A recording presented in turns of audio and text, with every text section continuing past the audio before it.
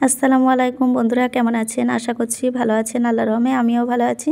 তো আজকে একটি নতুন রেসিপি নিয়ে আপনাদের সামনে আবারও হাজির হয়ে গেলাম। আজকে বানাবো আমি শিম মিচুলি একসাথে। তো আমি নিরামিষভাবে রান্না করব। আশা করছি রেসিপিটা বানালে মাছ মাংসের কোনো প্রয়োজনই হবে না। তো বন্ধুরা, অনুরোধ করে বলছি প্রথম থেকে শেষ পর্যন্ত আমার সাথেই থাকবেন, ও যারা এখনও পর্যন্ত আমার চ্যানেলটিকে সাবস্ক্রাইব করেনি তাদেরকে অনুরোধ করে বলছি অবশ্যই আমার চ্যানেলটিকে সাবস্ক্রাইব করে পাশে থাকবেন। আর ভালো লাগলেও অবশ্যই কমেন্ট করে জানাবেন। তাহলে বন্ধুরা চলুন রেসিপিটি শুরু করা যাক। তো এখানে আমি প্রথমে মেচুলিগুলোকে সুন্দরভাবে ধুয়ে পরিষ্কার করে নিয়েছি, দেখুন। আর তারপরে আমি এখানে নিয়েছি কিছু পরিমাণ শিম আর একটি আলু আমি লম্বা করে কেটে নিয়েছি।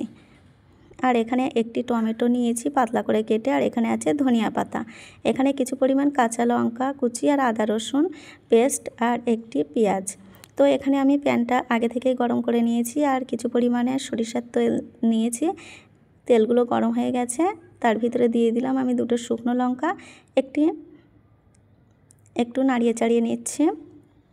তো এখন দিয়ে দেবো আমি গোটা জিরে।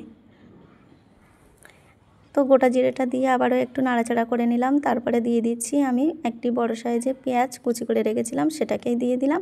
তো পেঁয়াজটাকে আমি একটু হালকা ভেজে নেব। বন্ধুরা, এখানে পেঁয়াজটা হালকা ভেজে নেওয়ার পরে আমি কাঁচা লঙ্কা আর আদা রসুন বাটাটা দিয়ে দিলাম।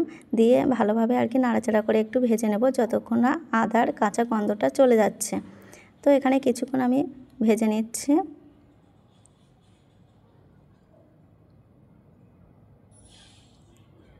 বন্ধুরা, এখানে কিন্তু আমার ভাজাটা দেখুন একদম হয়ে গেছে। তো এখন আমি কেটে রাখা টমেটোটাও দিয়ে দিলাম। তো টমেটো থেকে একটু পানি বার হয় আর টমেটোটা ওই পানিতেই সিদ্ধ হয়ে যাবে, তার জন্য আমি একটি ঢাকনি দিয়ে 1-2 মিনিটের জন্য রেখে দেব। তো বন্ধুরা, এখানে 2 মিনিট পরে দেখুন, দেখে বুঝতে পারছেন টমেটোটা একদম সিদ্ধ হয়ে গেছে, খুব সুন্দরভাবে সিদ্ধ হয়ে গেছে।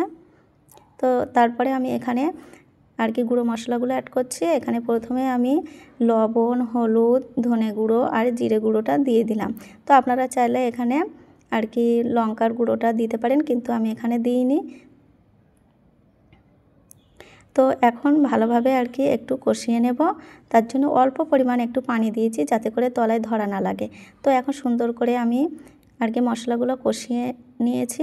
তারপরে শিম আর আলুটা দিয়ে একটু মশলার সঙ্গে সুন্দর করে মাখিয়ে নেব।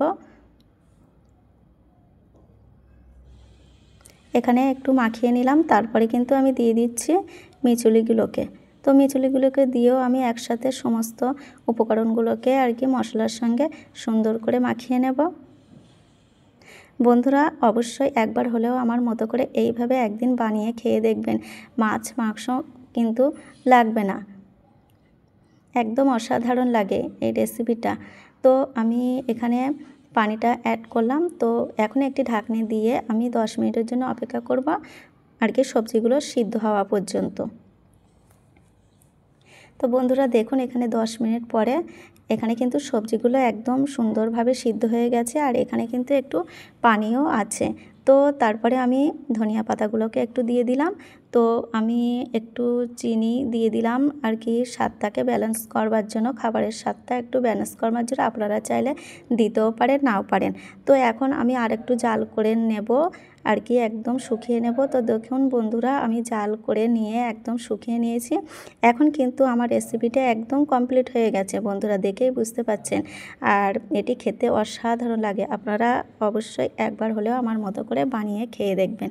তো বন্ধুরা, রেসিপিটি একদম কমপ্লিট। এখন আমি একটি পাত্রে তুলে নেব। তো দেখুন বন্ধুরা, আমি পাত্রে তুলে নিয়েছি। আজকের রেসিপিটা আমার এই পর্যন্ত। পরে ভিডিওতে দেখাবে, ততক্ষণে সকলেই ভালো থাকবেন।